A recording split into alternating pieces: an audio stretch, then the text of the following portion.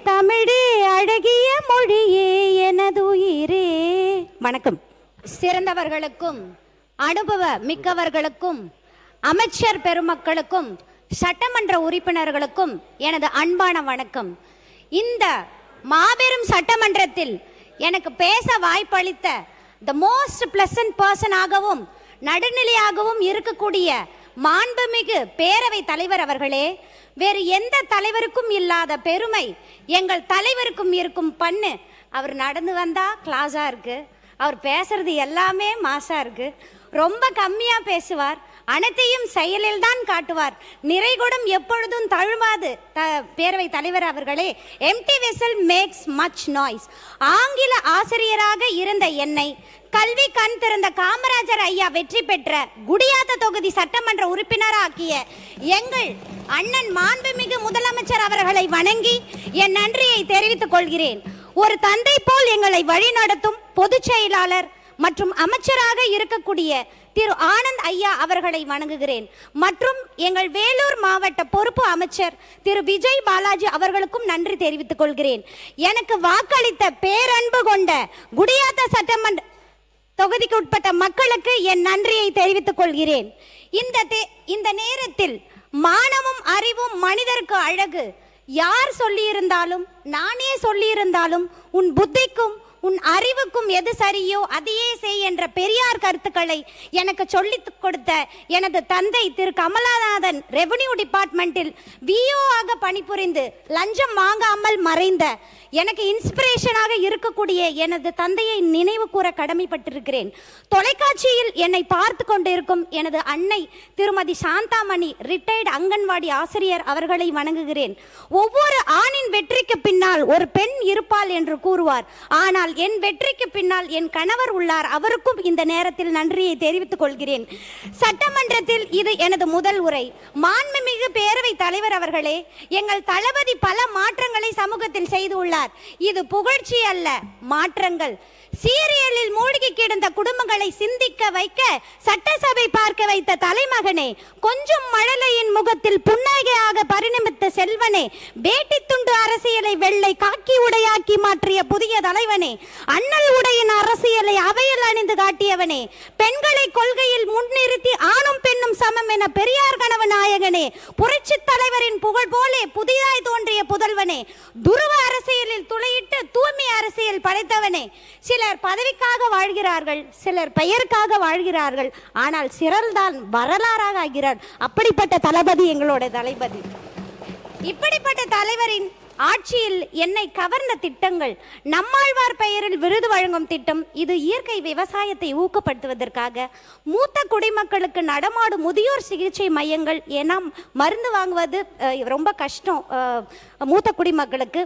தமிழ்நாடு கிராமிய விளையாட்டு போட்டிகள், இது நம் பாரம்பரிய விளையாட்டை காப்பாற்றுவதற்காக.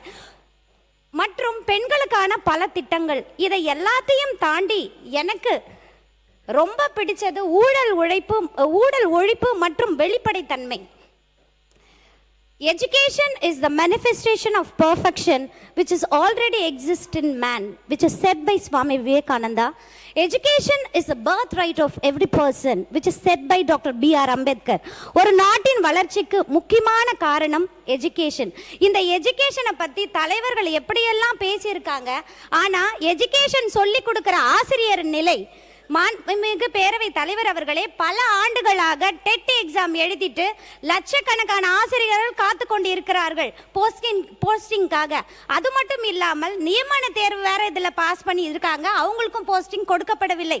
நானும் டெட் பேப்பர் 1, 2 நியமன தேர்வு 1 and 2 டிஆர்பி இதில் எல்லாத்துலேயும் நானும் பாஸ் பண்ணியிருக்கேன், எங்களுக்கும் ஆனால் போஸ்டிங் வரல. I'm standing here on behalf of all the teachers of Tamil Nadu. நியமன தேர்வு இல்லாமல் தகுதி தேர்வின் அடிப்படையிலும் சீனியாரிட்டி அடிப்படையிலும் ஆசிரியர்களுக்கு பணி நியமனம் வழங்குமாறு கேட்டுக்கொள்கிறேன். காரணம், கிட்டத்தட்ட இந்த ஆசிரியர்கள் பாதி வாழ்க்கை வேலையை எதிர்பார்த்தே போயிடுச்சு. அதே போல ஸ்பெஷல் டீச்சர்ஸின் நிலைமையும் 10 ஆண்டுகளுக்கு மேலாக பணி நிரந்தரம் செய்ய காத்து கொண்டிருக்கிறார்கள். அவர்களுக்கும் பர்மனன்ட் செய்யும்படி மிகவும் தாழ்மையுடன் கேட்டுக்கொள்கிறேன். தமிழ்நாட்டில் இருக்கக்கூடிய மாணவர்கள் மிகவும் திறமைசாலிகள். ஆனால் இன்றைய ஸ்டூடெண்ட்ஸின் நிலைமை நிறைய டைவர்ஷன் ஆகுறாங்க. அதனால நிறைய கட்டப்பழக்கத்திற்கும் அடிமையாகிறார்கள். பேரவை தலைவர் அவர்களே, மாணவர்களோட இந்த மாரல் வேல்யூஸை இன்கல்கேட் பண்றதுக்காக மாரல் ஸ்டடீஸ் சப்ஜெக்டை இன்ட்ரோடியூஸ் பண்ணணும்னு மிகவும் தாழ்மையுடன் கேட்டுக்கொள்கிறேன். அதே போல் மாணவர்களில் பலவித மாணவர்கள் இருக்கிறார்கள். நல்லா படிக்கிற மாணவர்களுக்கு சொல்லிக் கொடுக்கறது பெரிய விஷயமே கிடையாது.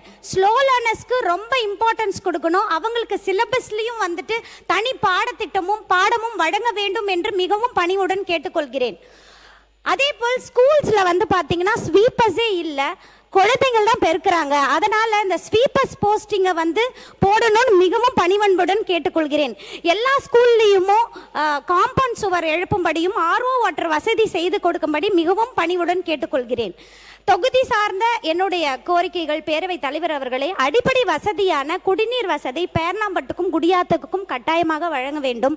இந்த ட்ரைனேஜ் ப்ராப்ளம் வந்து குடியாத்தத்திலையும் பேர்ணாம்பட்டிலையும் நிறையவே இருக்கு. இந்த ரிச்சஸ்ட் மேனுக்கு என்ன கிடைக்குதோ அது புவரஸ்ட் மேனுக்கும் கிடைக்கணும். நீங்கள் ரிச்சஸ்ட் தெருவில் மட்டும்தான் ட்ரைனேஜ் கரெக்டாக இருக்குது, புவரஸ்ட் மேன் இன்னும் புவராக தான் போயிட்டு இருக்காங்க. ஸோ இந்த நிலை மாற ட்ரைனேஜ் சிஸ்டத்தை ஒழுங்குபடுத்தி கொடுக்கும்படி மிகவும் பணிவுடன் கேட்டுக்கொள்கிறேன். இந்த நேரத்தில் நம்மளோட முதலமைச்சருக்கு நன்றி கூற கடமைப்பட்டிருக்கிறேன். 50 வருடங்களாக கொத்தமாரி குப்பத்துக்கு வந்து பஸ் வந்து இல்லாமல் இருந்தது. அதை ஏற்படுத்தி கொடுத்த முதலமைச்சர் அவர்களுக்கும் டிரான்ஸ்போர்ட் மினிஸ்டர் அவர்களுக்கும் எனது நன்றியை தெரிவித்துக் கொள்கிறேன்.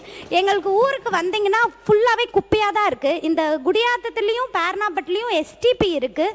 பட் நகராட்சிக்கு வந்து குப்பை கொட்டுறதுக்கான இடங்கள் வசதி இல்லவே இல்லை. இது அந்த குப்பை கொட்டுற இடத்துல வந்து எம்ஜிஆர் நகரில் கொட்டுறதுனால அந்த மக்களுக்கெல்லாம் வந்துட்டு டிசீசஸ் வருது. அதை தடுக்கிறதுக்காக ஒரு குப்பை கொட்டும் இடத்தை வந்து கொடுக்குமாறு மிகவும் பணிவுடன் கேட்டுக்கொள்கிறேன். பேர்ணாம்பட்டு பகுதியில் வந்து ரொம்ப காலமாக வந்து ஒரு காலேஜ் கூட இல்லை.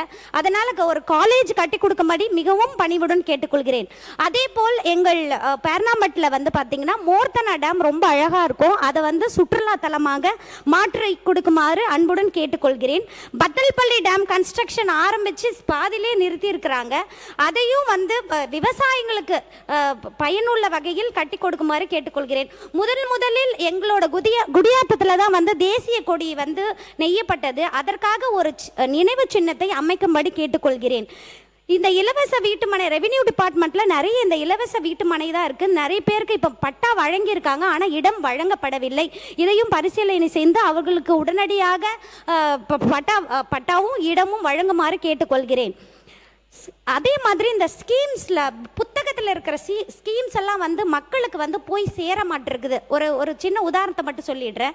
இந்த மாற்றுத்திறனாளி டிபார்ட்மெண்ட்டில் ரொம்ப சிறப்பாக செய்கிறாங்க. அவங்களுக்கு வந்து குடியாத்தத்திலே ஜிஹெச்லே வந்து வெள்ளிக்கிழமை வராங்க. வந்துட்டு அவங்களுக்கு என்ன உதவியோ அதை செய்கிறாங்க. இது மக்களுக்கு வந்து தெரியல. அதனால் இது ஒரு ரெக்வஸ்ட்டாக வைக்கிறேன். ஒவ்வொரு துறையிலையும் இருக்கிறவங்க வந்து என்னென்ன ஸ்கீம்ஸ் இருக்குன்னு அடித்தட்டு மக்களுக்கு கண்டிப்பாக சேர்க்குற ஒரு பொறுப்பு நமக்கு இருக்கிறது. அதனால ஒவ்வொரு டிபார்ட்மெண்ட்லயும் இந்த ஸ்கீம்ஸை போய் சேர்க்கணும்னு மிகவும் பணிவுடன் கேட்டுக்கொள்கிறேன். குடியாத்தம் ஜிஹெச்ல வந்துட்டு டாக்டர்ஸ், நர்ஸ், லேப் டெக்னீஷியன்ஸ் எல்லாருமே குறைவா இருக்கிறதுனால போஸ்டிங் போடணும்னு கேட்டுக்கிறேன். அதே மாதிரி மேன் பவர் வந்து எல்லா டிபார்ட்மெண்ட்லேயும் ரொம்ப குறைவாக இருக்குது. Transport, police department, even all the departments. இந்த திருக்கோயில்களுக்கு வந்துட்டு தனியாக நிர்வாக அலுவலர்கள் வந்து போட வேண்டும் என்று ஏன்னா இன்சார்ஜ் தான் பார்க்குறாங்க. தனியான நிர்வாகிகள் வந்து போடணும்னு கேட்டுக்கிறேன். எங்கள் குடியாத்தில் வந்து பிரைமரி டிஓவே இல்லை. ஸோ டிஓ வந்து எங்களுக்கு போடணும்னு கேட்டுக்கிறேன். பேராம்பட்டில் வந்து நீதிமன்ற கட்டடம் வந்து கட்டி தர வேண்டும் என்று கேட்டுக்கொள்கிறேன். குடியாத்த மக்களின் வாழ்வாதார மேம்படுத்தணும். மீண்டும் காமராஜர் ஆட்சியே வந்தது போல் இருக்கிறது. மகிழ்ச்சியாக உள்ளது. எனக்கு பேச வாய்ப்பளித்த பேரவை தலைவர் அவர்களுக்கும் முதலமைச்சர் அவர்களுக்கும் நன்றி கூறி, அமுதே தமிழே அழகிய மொழியே எனதுயிரே, வணக்கம்.